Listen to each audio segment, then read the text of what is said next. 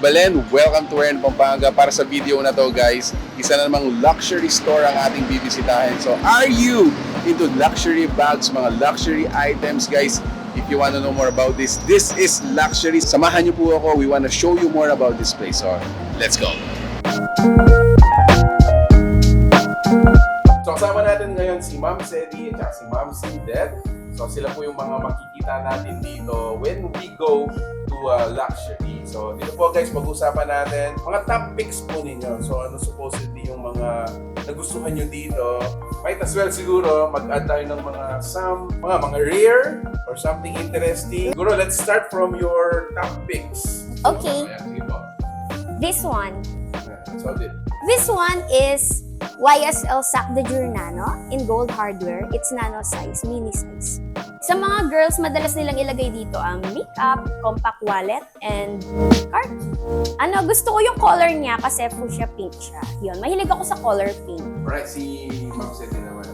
Yours is? Celine Nano Luggage in drum skin. So yung color niya is plum and meron din po siyang strap.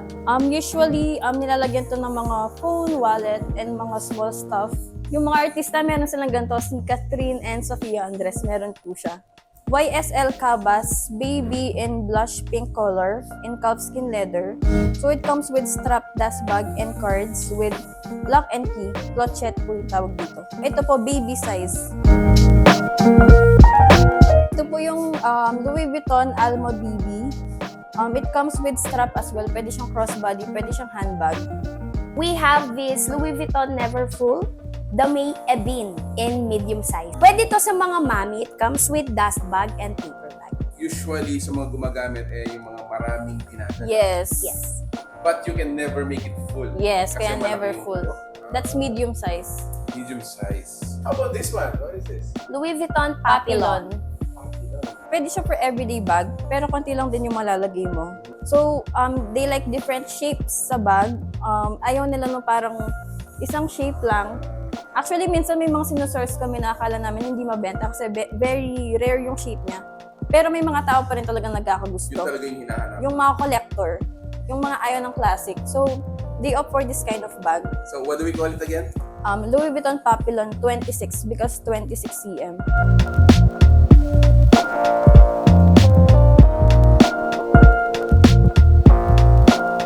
So, meron din po tayong Louis Vuitton Olive in PM size. This one, we're selling it for 40,000 po. 40,000? Yes po. But you can find this in stores na ngayon because discontinued na po siya. Yes. So, collector's item? Yes po. So, mabibili na lang po sa second-hand store. Ito ma'am, anong tawag natin sa mga ganito? Louis Vuitton Tivoli. Tivoli? Ito naman po. It's in monogram leather. Okay. And then GM size, biggest. Usually yung mga bumibili po nito is yung mga older age. Parang mas prefer po nila yung mga ganitong style.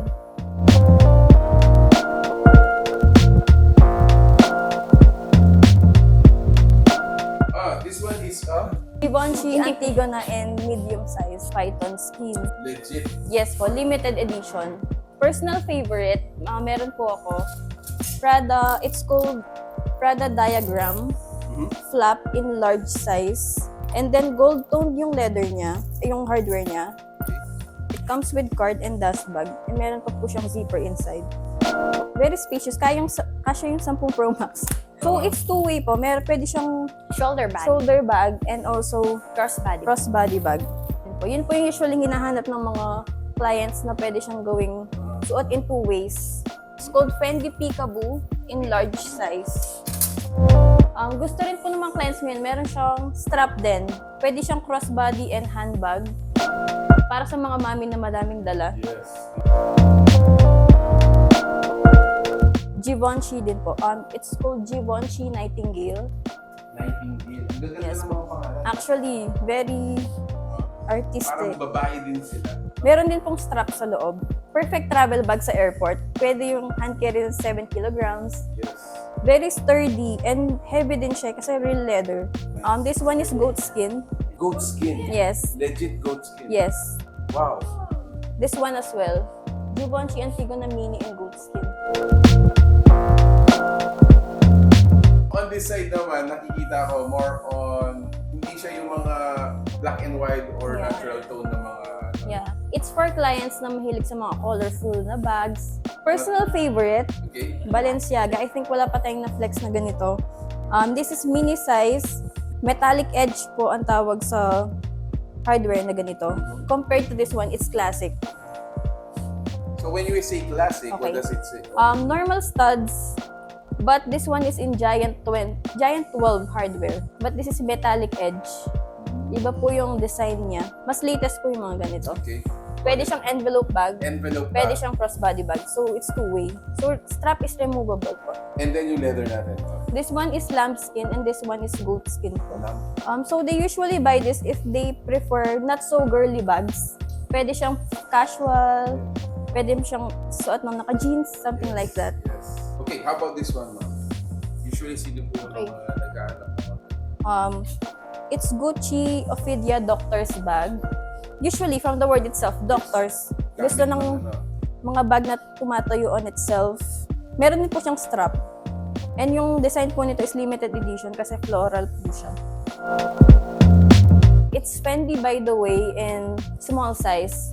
Pwede rin po siyang crossbody bag sa mga teens natin or like me na gustong everyday bag lang. Actually, yung iba gusto nila yung bag na kasya lang yung wallet. Gucci Marmont. Ito po yung sikat ngayon. This one is in mini camera bag. Very classic. Usually binibili is the one in small size, the black. Yun yung pinakamabenta. Siguro we can sell like 3 of them per month. Something like that. Laging pinapasource ng mga client. And yung very accessible siya. May zipper lang siya sa taas. And pwedeng mo nang ilagay lahat. This one po we're selling for 45K. It's in excellent condition po. But if you buy this in stores, parang times 2. So this is around 90. Yes po. So this is YSL Sunset in small size. Pwede siyang crossbody and shoulder bag. So two-way din siya. Madaming may gusto nito.